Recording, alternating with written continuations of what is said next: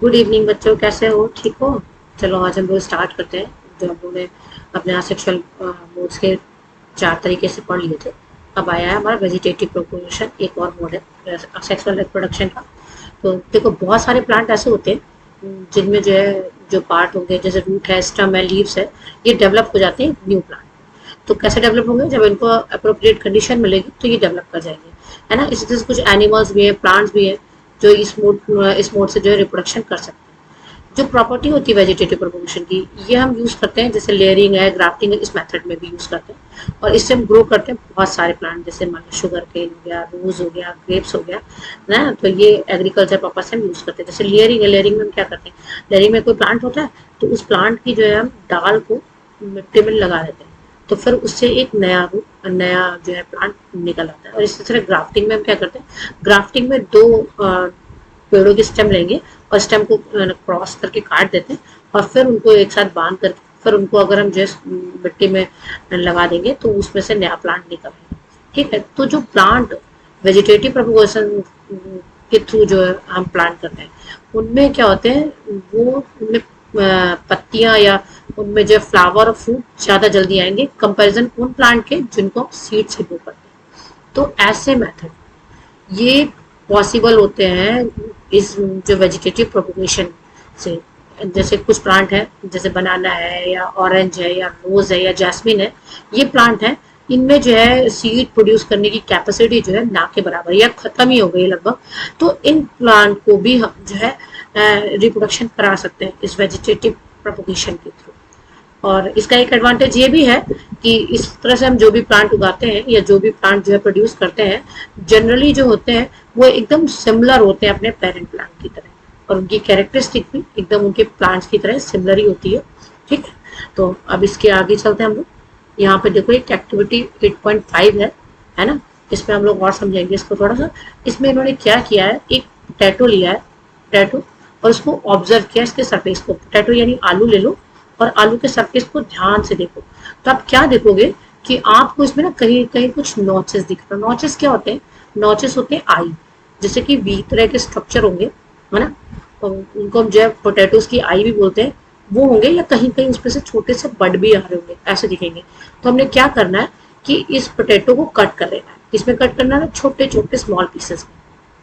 उसके बाद क्या करेंगे, हम कट करेंगे तो हम ये ध्यान रखेंगे कि कुछ पीसेस तो ऐसे होने चाहिए जिसमें नोचेस या बर्ड जरूर, और कुछ ऐसे पीसेस रखेंगे जिनमें कुछ नहीं।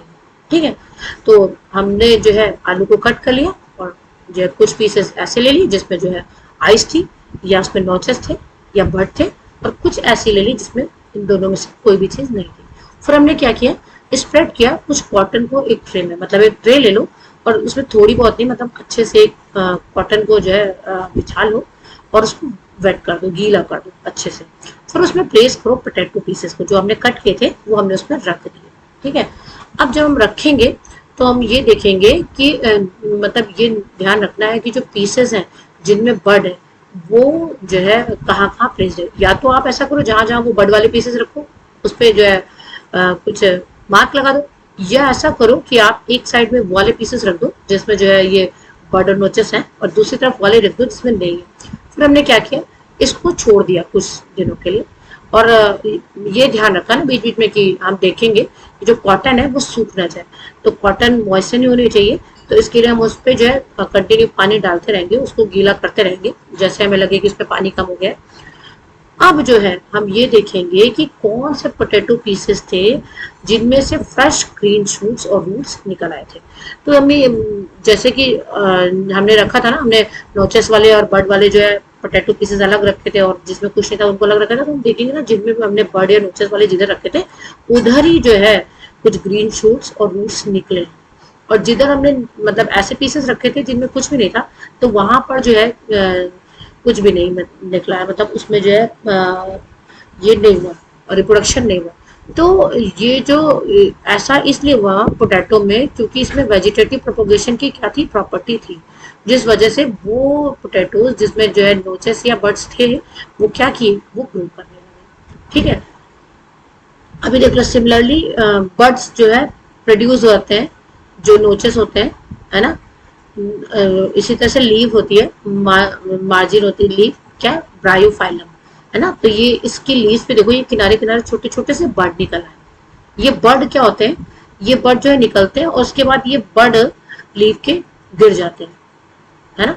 और जब ये गिर जाते हैं सोइल में तो ये डेवलप हो जाते हैं एक नए प्लांट में।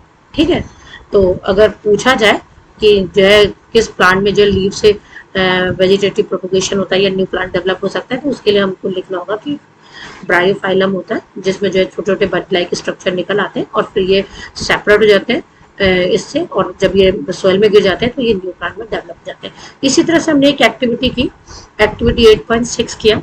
इसमें हमने क्या किया, हमने एक मनी प्लांट ले लिया।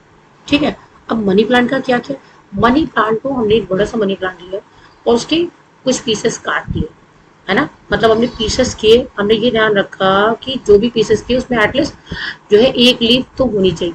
ठीक है, और कुछ ऐसे पीसेस काटे जहां से कोई भी लीफ स्ट्रक्चर नहीं गया हुआ था, नहीं कटा था। तो हमने क्या किए, कट किए पोर्शन को, है ना, वहां से कट किए जहां से दो लीव्स हो बीच में से।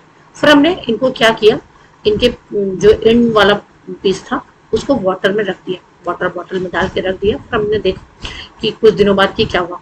तो ऐसे पीसेस जिनमें जो है कम से कम एक लीफ थी या जो है इंटर नोट था, मतलब जहाँ से जो है स्ट्रक्चर डिवाइड हो रहा था वो पोर्शन था, वहां पर तो ये मनी प्लांट ग्रो करने लगे। लेकिन जहां पर ऐसा नहीं था वो मनी प्लांट ग्रो नहीं कर रहे थे। इसी तरह से देखो टिश्यू कल्चर, टिश्यू कल्चर में क्या करते हैं, टिश्यू कल्चर में नया प्लांट अगर हमें ग्रो करना होगा तो हम क्या करेंगे, हम इनको सेपरेट कर लेंगे। जो रिमूविंग टिश्यू होते हैं या सेल होते हैं, सेपरेट कर लेते हैं इनको ग्रोविंग प्लांट टिप से। फिर उसके बाद ये जो सेल होते हैं इनको हम रख देते हैं एक आर्टिफिशियल मीडियम। यहाँ पर क्या होगा, ये डिवाइड हो जाएंगे, फटाफट डिवाइड हो जाएंगे एक स्मॉल ग्रुप सेल, जिसको हम कहते हैं कैलस। फिर ये कैलस को हमको रखना होता है किसी और मीडियम। तो इसमें जो है जब हम इसमें रखेंगे तो उसमें कुछ हार्मोन्स वगैरह होते हैं। यहाँ पर क्या होगा, ये जो हमने सेल रखे थे ये ग्रोथ करने लगेंगे और इनमें जो है शूट या जो है लीव्स वगैरह, एक छोटा सा प्लांट जो है डेवलप होने लगेगा। फिर ये जो प्लांटलेट कल्चर है, यहाँ पे ना, यहाँ पे जहाँ पे प्लांट आया, फिर इस प्लांट को हम प्लेस कर देंगे किसमें, सोइल। जब हम यहाँ पे सोइल कर देंगे तो ये क्या करने लगेंगे, ग्रो करने लगेंगे और एक मेच्योर प्लांट परिवर्तित हो जाएंगे। तो ये जो टिश्यू कल्चर होता है बहुत सारे प्लांट को ग्रो करता है ना, एक पेरेंट प्लांट से, है ना, एक डिसीज फ्री कंडीशन में हम जो है इस टेक्निक से कॉमनली यूज करके जो है बहुत सारे प्लांट उगा सकते हैं। मोस्टली ये जो टेक्निक हम यूज करते हैं ये ऑर्नामेंटल प्लांट्स में यूज किया थी, जो डेकोरेटिव रीजन से हम जो उगाते हैं प्लांट्स, तो उनमें हम इनको यूज करते हैं। इसके बाद आता है देखो एक लास्ट हमारा है असेक्सुअल मोड का स्पोर फॉर्मेशन। तो इसमें क्या होता है स्पोर फॉर्मेशन में कि बहुत सारे सिंपल मल्टी सेलुलर ऑर्गेनिज्म होते हैं और वो स्पेसिफिक रिप्रोडक्टिव पार्ट, है ना, उनमें आइडेंटिफाइड होता है। तो इसमें क्या होता है, इसमें थ्रेड लाइक स्ट्रक्चर होंगे जो डेवलप करेंगे, है ना। जैसे हम लोग ने एक्टिविटी 8.2 में पढ़ी थी कि ब्रेड था और ब्रेड को जब हमने वेट करके ब्रेड स्लाइस को जो है एक अंधेरे कमरे में रख दिया था तो उस पर जो है कुछ मोल्ड ग्रो कर गए थे। तो ऐसे ही है। तो इसमें देखो ये जो हाइफा है ब्रेड पे, ये हाइफा जो नीचे वाला थ्रेड की तरह का स्ट्रक्चर है, नीचे वाला ये हाइफा होता है। और ये हाइफा जो है ये रिप्रोडक्टिव पार्ट नहीं है, है ना, ये राइजोप्लस ब्रेड पे हो जाता है। और इसके बाद देखो इस पे कितने सारे ये, है ना, स्टिक की तरह के निकले हुए हैं और इन पे ये देखो क्या है, ब्लॉब है ना। तो ये जो ब्लॉब होते हैं एक्चुअली ये रिप्रोडक्टिव पार्ट होते हैं, है ना। तो ये जो स्ट्रक्चर है ये रिप्रोडक्शन करते हैं, रिप्रोडक्शन में इन्वॉल्व होते हैं। और ये जो ब्लॉब्स होते हैं इनको क्या कहते हैं, स्पोरेंजिया कहते हैं, है ना, स्पोरेंजिया। ये क्या है, स्पोरेंजिया। और स्पोरेंजिया में जो छोटे छोटे छोटे छोटे से आपको पोर्स दिख रहे हैं ये होते हैं स्पोर्स, है ना। और ये क्या करते हैं, ये जो है डेवलप कर जाते हैं बहुत सारे नए इंडिविजुअल, है ना, जिनको कहते हैं राइजोपस इंडिविजुअल्स। तो ये स्पोर्स जो है कवर्ड होते हैं किससे, एक थिक वॉल से, ताकि वो इनको प्रोटेक्ट कर पाए। और तब तक प्रोटेक्ट करे जब तक कि ये जो है अदर मॉइस्ट सरफेस के कांटेक्ट में नहीं आ जाते। और जब ये अदर मॉइस्ट सरफेस के कांटेक्ट में आ जाएंगे तो ये ग्रो करना शुरू कर देंगे। तो ठीक है, तो इस तरह से जो हमारा असेक्सुअल रिप्रोडक्शन हुआ ये भी खत्म होता है। अगले जो है पार्ट में आपको सेक्सुअल रिप्रोडक्शन के साथ कर मिलूंगी। तब तक के लिए बाय बाय, गुड नाइट। अगर आपको मेरा वीडियो पसंद आया तो लाइक करना, सब्सक्राइब करना। तब तक के लिए बाय बाय।